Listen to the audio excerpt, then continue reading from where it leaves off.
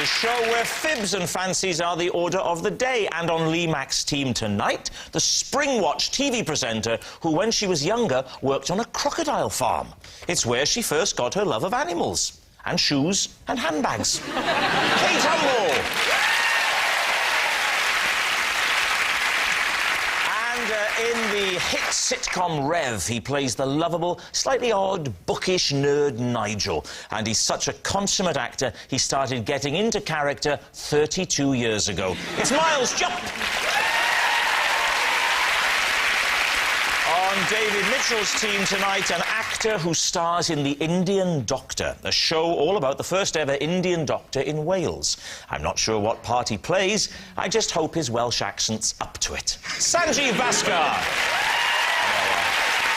And it really is no exaggeration to say we have had hundreds of letters saying you've got to get this guy on the show. All from Judy, who just wants one night to herself, Richard Madeley! And so we begin with round one. It's Home Truths, where our panellists each read out a statement from the card in front of them. To make things harder, they've never seen the card before, so they've got no idea what they'll be faced with. It's up to the opposing team to sort the fact from the fiction. And, Richard, you are first up. One Christmas morning, I woke up stark naked in our shoe cupboard, clutching nothing but 2 cans of fake snow. Lee Mack, what do you make of that? So, what year was this? About 1993. OK, and can you talk us through how this happened? I went to bed very drunk on Christmas Eve. Actually, it was Christmas morning by then, about 2 in the morning. And I woke up again in the cupboard under the stairs, totally naked, with 2, as I realised when I picked them up, empty artificial snow spray cans in each hand. And the light was on, and my face was in the Wellington boots. What had you gone in there for? I'd gone in to put the snow cans back after what I then realised I'd done with them. What had you done with them? 2 weeks earlier, we bought our family Christmas tree in the hall. And Judy and Chloe, my daughter, decided that it wouldn't be a good idea to put artificial snow on it. And Jack, my son, and I thought it would. And we had a massive row, and of course, the ladies won. So the spray was hidden at the back of the cupboard, but I saw where Judy hid it. Okay. But you did this naked? Yes. I did it in my sleep. Can I just stop you there? No one's listening now, we're all just thinking, oh, Richard Madeley sleeps naked. And clearly, I mean, I can only suppose what happened. I'd gone downstairs in my sleep, taken the cans out, covered the tree with fake foam, gone back in the thing, and then woken up. You've done the whole tree? Was it a good job? It was terrible. I mean, it covered everything. It covered the lights, it covered the baubles, it covered... it was like a great big Mr. Whippy. I'm intrigued by this cupboard under the stairs, Richard. I think someone with your income would, by now, or by 1993 even, during your, let's call it, heyday, would have had it...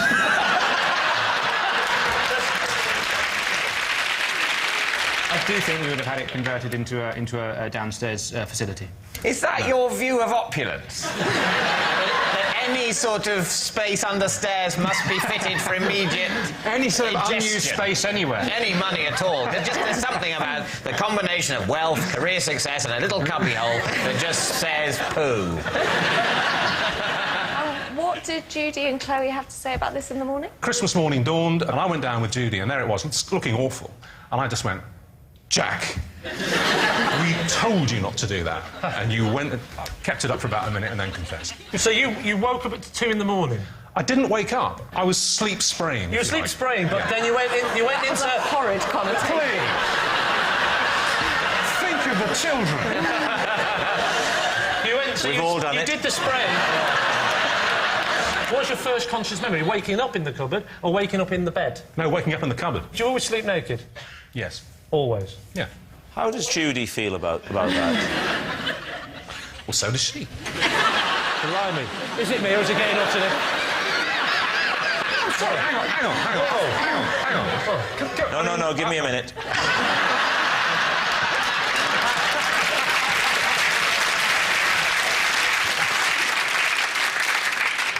Hands up, who sleeps naked? David, keep your hands down. It's got to be 40%. No, I mean, obviously I go to bed dressed as Scrooge. So what are you thinking, Lee? I definitely think it's plausible. What do you think, Kate? what concerns me is the gap between the waking up at 2 o'clock in the morning and going to bed and not sort of doing anything about the tree. Just leaving it. Just leaving it. Miles? I think it is true. You do. So what are you going to say? OK, split decision. We will go with... I will go with Miles and say that's true. You're saying it's true. Richard Madeley, were you telling the truth or were you telling a lie? I have to tell you guys, you've made a terrible start. For us, it's true. Well done. Yes, it's true. One Christmas morning, Richard did wake up stark naked in his shoe cupboard, clutching nothing but 2 cans of fake snow. Judy was quite pleased when she came across Richard sitting there stark naked, as it reminded her to put the turkey in the oven.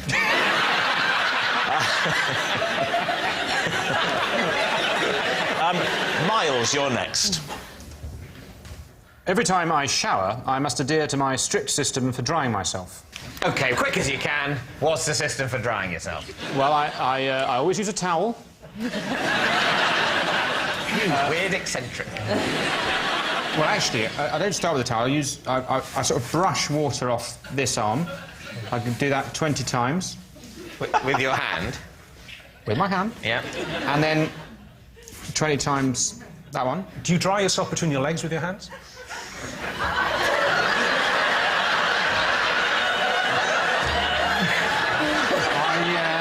No, I don't, Richard. Is it like an OCD thing where it is 20, or is it roughly 20?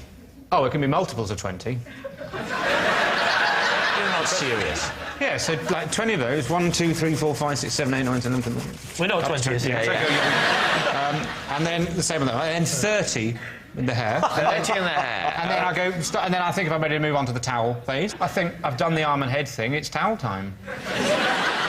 And when did you start doing this? In the last 2 years. When you reach for the towel, are there any other oddities, or do you basically then proceed in what we would refer to as a conventional drying manner? Well, I get the towel and I do 50 on the top of the head. Right. And then this is quite a new development, actually. Probably within the last... The whole thing is quite a new development. No, but you this... clearly had some sort of breakdown a couple of years ago.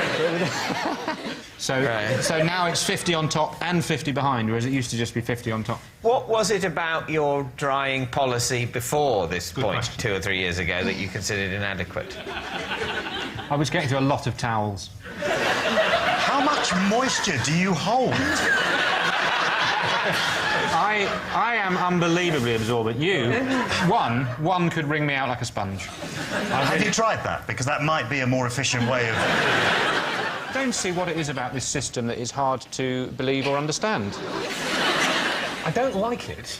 No. Don't do it. If this turns out to be true, it's going to be a tense evening. Do you or have you ever washed your car by hand rather than going through the drive-thru or something? No, never. No, really? Never. Never? You're the most middle-class man I've ever met. You've never washed your own car? I've been through the rolling one. That's not the same, Miles. Getting the coin and putting it in the slot does not constitute manual labour. I've only had a car for 3 years. Maybe that's why this started. Yes, did the purchase of the car coincide with a new shower policy? Having seen the car go through the roly thing that for some reason you don't know the name of, even though the name pretty much creates itself. That's right. You sort of think, I want to create my own domestic version of this with my hands. I don't... Yeah. Do you have a little sign when you go into the bathroom that says, stop? Once you get... Do you edge forward, waiting? Stop. And you've got to do it quickly, because you know the thing's going to beep, beep, and you've got to get out again. So, David, it's time to take a guess. What do you think? It's truly horrible. But I want it to be true, and I'm an optimist in life, so I'll say it's true. I can't go with that. I mean, if it is true, then it's really disturbing and frightening and all those other things that you scare your kids with. My instinct is that it's a lie. OK, So you're saying it's a lie. Well, yes. Miles, were you telling the truth, Miles, or were you telling a lie? It is... true.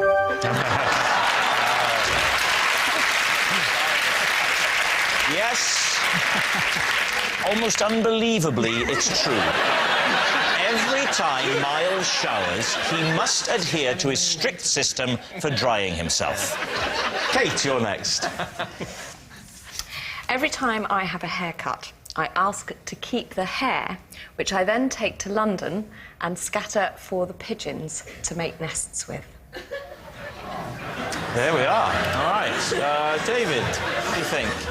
What is it that makes you think that the pigeons of London are short of stuff? Hair. I mean, there's just a lot of nest-making stuff in London. Well, actually, surely. there isn't that much, and there has been this big drive to keep London tidy. And Kate, do you believe that pigeons prefer blondes? Is that the... No, but I think they do like curls. How do you know that? They prefer... Well, you know, when I scatter it, I then just sort of stand back, make sure it's appreciated, and you know... It immediately gets snapped up. It does. They go away. There's somebody else feeding them some bread, and they go... Yeah, curly they hair. do. Who wants a bit of old Hovis? You know, How when much you... of your hair do you get cut for the curl to be included? That suggests It's quite a bit. about 1.5 inches I have cut. I don't have it cut very often. Where in London do you go to distribute your clippings? Can I ask you a question, David? Have you ever met a woman before? I really hope that's the kind of thing you say to random strangers. It's not a thing I've ever said before, but you can't say it isn't pertinent to the circumstance. Do you secretly hope that one day a very clever pigeon would make a tiny little wig? If he did, yes. What might he sound like, Richard? Because I've been told that you do a very good Oh, he's doing it. He's doing it now. That's a wood pigeon, isn't it?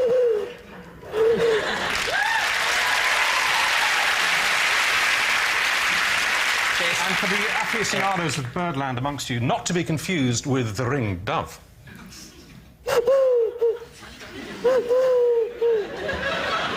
And also, not to be confused with the parrot. Hey! Pretty Polly.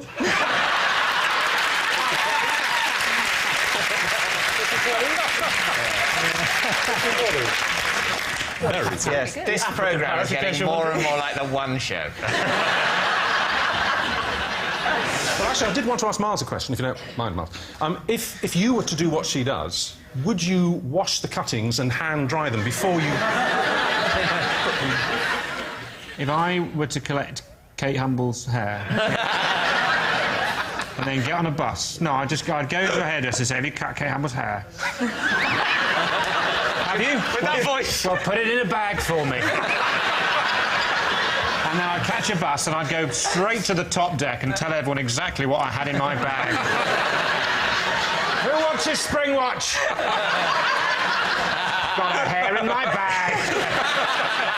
It's not for me, it's for the pigeons. What do you think, David? Can I say, I think more of Kate Humble than this. I have a higher I think a opinion lot of on her. this. I mean, it's... Yeah. Oh, sorry, in that sense. Yeah. I think she's telling us a lie. I think we all think it's a lie. You think it's a lie? Pretty unanimous. OK. Kate, fact or fiction? It's a lie. Yes, it was a lie. Every time Kate has a haircut, she doesn't take the hair cuttings to London to scatter to the pigeons for them to make nests with.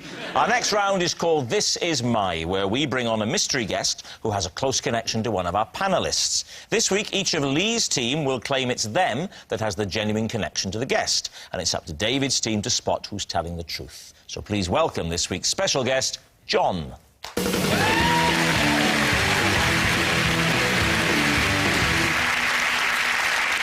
Right, Miles, first of all, what is John to you?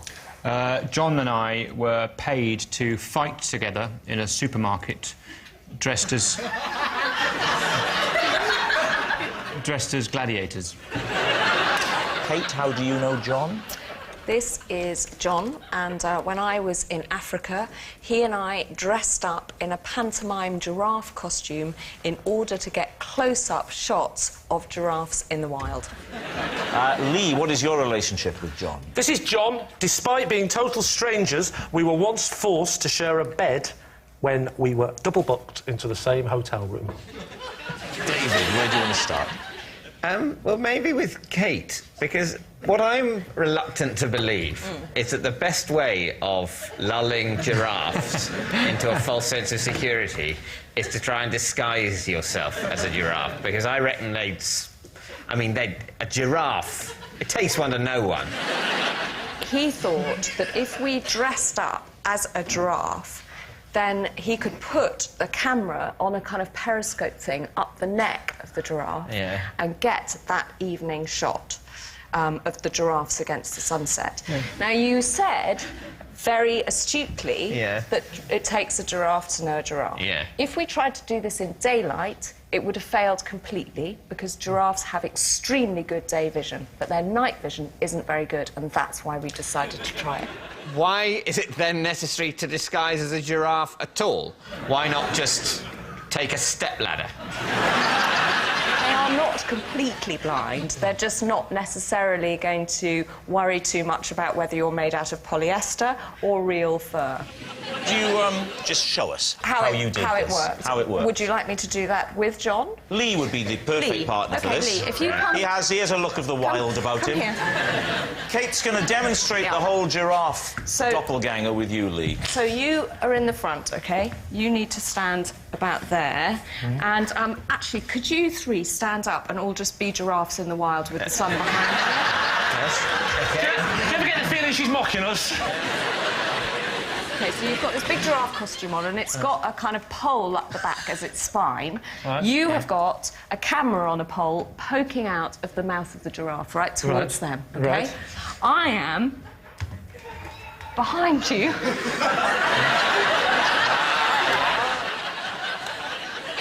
Kate, at what point do you say action? I've got the laptop here. Right. So I'm checking the focus and saying to John, OK, you're nicely framed up. That's looking lovely. There was a By the way, sad... I'm a meerkat. Excellent. You're doing a very good job. No. All right, well, I think that's made it a lot clearer. Let's say a big thank you to our giraffes. But most of all, a big round of applause for our meerkat. Right. Who would you like to question next? Yes, Miles. You had to dress up as a Gladiator. A gladiator? Yeah. As in a Roman gladiator, or as in from the TV show Gladiators? Roman gladiator. So the sort of sword and sandals. Yeah, breastplates. What sort of gladiator were you? We each had a sword and a shield, and we did battle. And this was in a supermarket? Yes. Were you employed, or was this just... We were in... a Saturday? Or a distraction technique, so that someone else could steal biscuits. Some cakes. We were promoting a range of foods. Fresh lion meat, you know, the usual. We were promoting a range of foods, the Viva Italia delicatessen range. I don't know if you remember when Safeways rolled that out. We would have this fight, and then one of us would die, or be beaten, be vanquished, and the other one would say, "Oh, how did you get the strength to beat me?" And you'd say, "From aisle 7, where I've been feasting on the Viva Italia delicatessen range." What about Lee? Lee, remind us, what is your link to John? I've forgotten. This is John. Yes. And we were once forced to share a hotel room together, or share a bed in a hotel room, because we've been double booked. So where was the hotel, Lee? The hotel was in Scotland. OK, do you want to be more specific than that? OK. It was right in Scotland. OK. Be more specific? More specific? Yeah. I was at Alaskai. OK. Oh, yeah, fine. I believe you. What were you doing? I was at a wedding. Yeah, when was this wedding? 9 years ago.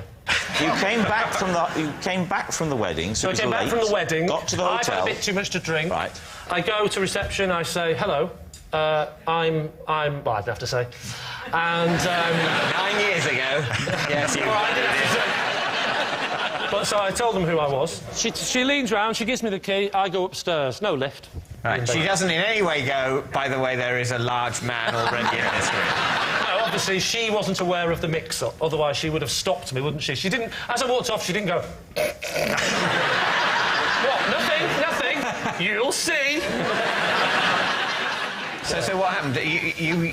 You were given the key by reception and Yes. then opened the door and he was in there? Correct. At which point you said... I was a bit drunk, so I just assumed that there'd been a mix-up, wrong key, I was in the wrong room, so I just went, oh, sorry. And he went, and I sort of... I can't remember He exactly. said what? He went, oh, sorry. You don't mock him, wait till he opens his mouth in a minute. Rob says, come on, who are you? He goes,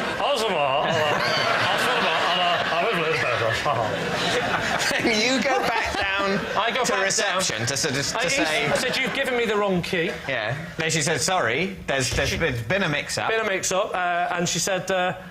You're going to have to go back in there. I was in the right room, he was in the wrong room, but he checked in earlier on, so it wasn't her mistake, it was a mistake early on by somebody else. Why didn't you investigate the possibility of sharing with the person in the other room? Oh, yeah. What I did was I went round all the rooms, and I went... I don't think so, do you? You're lucky now, soldier. When the two of you realised that you were going to have to share a bed together, did you have a kind of a negotiation? I have never been to bed with anyone where negotiations have been involved. That's not completely true. No, what I mean is, did you say, for example, I like to sleep on this side of the bed? I'm happiest on the right-hand side? Before we got to that point, we both tried to not sleep in the same bed. I didn't just go, what the hell are you doing? I'm going to sleep on the left and you can sleep on the right. Goodbye. Right, so we need an answer. What do you think? I really don't know. Whatever we say, if we get it wrong, we'll look like we've believed something ridiculous. I don't believe that the best way of photographing giraffes at sunset is to disguise yourself as a giraffe. Two actors fighting in a supermarket. But why? If you're pushing a range of sort of Italian delicatessen foods, are you going to imply that they give you gladiatorial strength? No, it's straight to kill somebody. That's not what people are looking for in that kind of, in a nice bit of pastrami. But will it be able to give me the strength to murder? And also, don't you think that John looks like the kind of bloke you would bump into at a Scottish wedding? See, I know it sounds weird. I kind of believe Kate's version more. Yeah. You think Lee? I think Lee. But what if it's Miles, then? Then that's awful, it's Miles, then. We're going to say Lee. You're going to say Lee, the wedding, the bed, the night together. Yes. So, John, would you please reveal your true identity? I'm John, and I was once paid to fight Miles in a supermarket.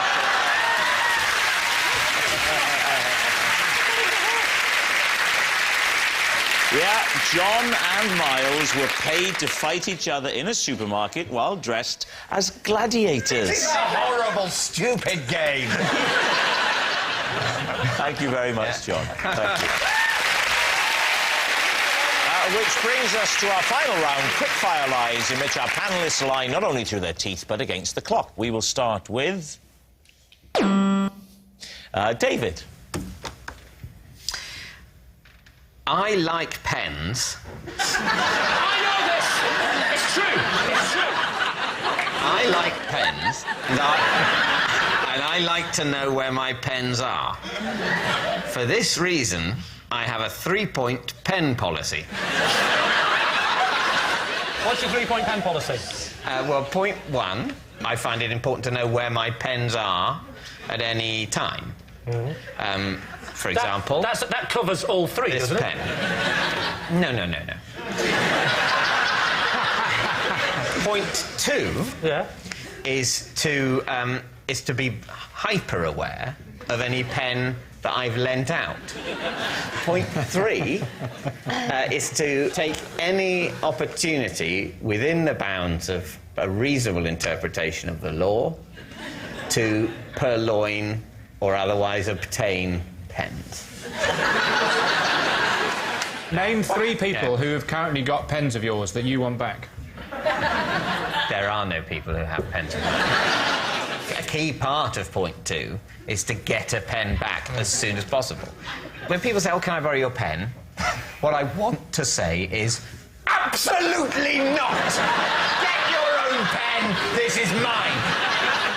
However, as part of a scheme I'm working on to try and seem normal would be an exaggeration, but, you know, at least acceptable in broader society, I try not to say that. I try and seem casual about, oh, yeah, borrow my pen, that's fine. And then I'm thinking about it constantly until it is returned.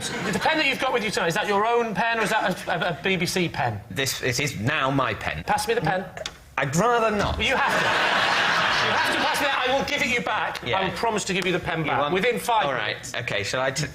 Let's meet halfway. All right. It'll be the first time we've made physical contact in 5 years. I'll see you... Right, put the pen on the floor and step away.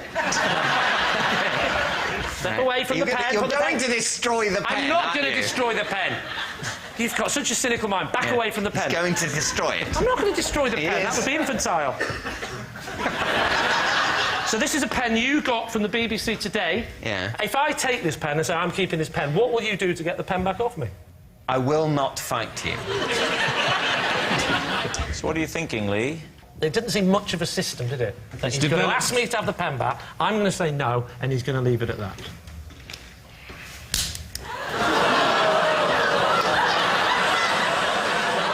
I'm so sorry. It is fair to say we have created drama. You had explicitly reassured him in front of witnesses that you would not break the pen. That is I didn't true. believe That him. is true. I didn't believe him. I knew he'd break the pen. That pen, I'm afraid to say, and I hope this doesn't make me sound heartless, when I put that pen down there, it was dead to me.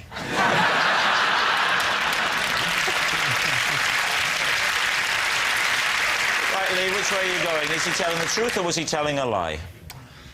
I bet you love pens. I bet you're pretty crazy about pens, but you do not have a 3-point system. I think he might. OK, Lee, take a guess. Truth or lie? We'll say it's a lie. You're saying it's a lie. David Mitchell, the truth or a lie? It is, in fact, true.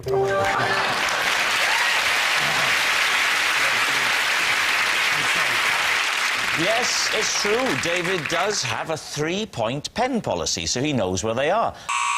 Oh, that noise signals time is up and it's the end of the show, and I can reveal that Lee's team have won by 3 points to 2. But